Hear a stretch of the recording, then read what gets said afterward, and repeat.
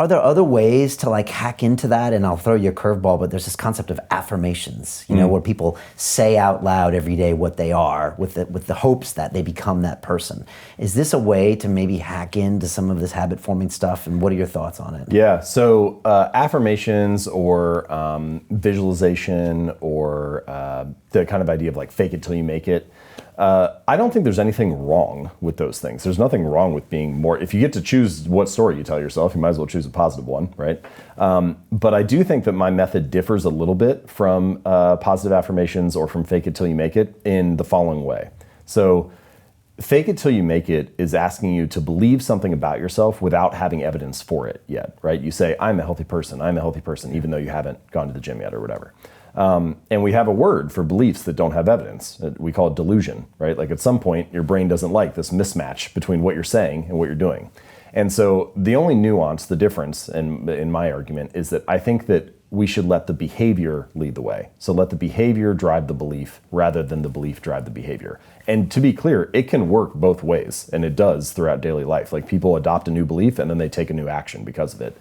But I think that if you're trying to get yourself to latch onto a new identity or tell yourself a new story, it's more powerful to let the behavior lead the way because the behavior provides immediate evidence that you are that kind of person. So if you say, I'm a healthy person, you might be able to, it's like a short-term strategy. You might be able to amp yourself up or motivate yourself in the moment. But if you do 5 push-ups, you immediately have proof, I'm a person who works out. And there's something about that evidence that I think makes it easier for you to root that new story in something. It gives you a reason to actually hold on to it. And so for that reason, I think it's more useful to start with the small habits, build up some evidence and proof of that new identity. And then the more that you do that, the bigger the pile of evidence becomes, the more reason you have to actually believe, hey, that is me. Yeah, maybe some combination of both or something.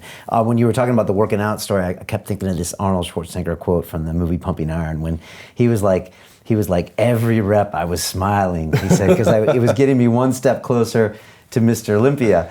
And then you look at him and you're like, okay, I can see why Arnold would think that, but most people, every rep is pain, and they don't see it. But so is that a way of him kind of hacking forward those future payouts? I think that is similar to what you mentioned earlier about like, oh, cigarettes are poison, or the story about the bread, like, oh, carbs being unhealthy or whatever, is that he was finding a different way, he was developing a new meaning for the same experience, right? Usually it's the meaning you ascribe to that experience is my muscles are burning, this is painful, I'm not enjoying this, it requires sacrifice. And he twisted that around to say, this is great, the pain means I'm growing, it means I'm moving forward, I'm getting closer to my goal, and so on.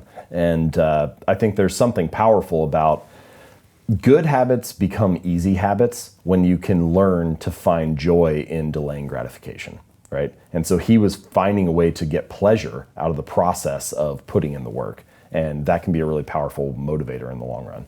Is that called reframing? Yeah. And I think that I've thought about writing about this more. I haven't written a ton about it yet, but I think that there are strategies and a few different mindset reframes that you can go through that can really change the likelihood that you stick with a habit. If you learn the right story to tell yourself, it becomes easier to maintain that over the long run. The tricky part is, I think it's really easy for people to come up with like total BS about what those stories should be and like, just kind of invent a bunch of stuff that nobody can verify or check.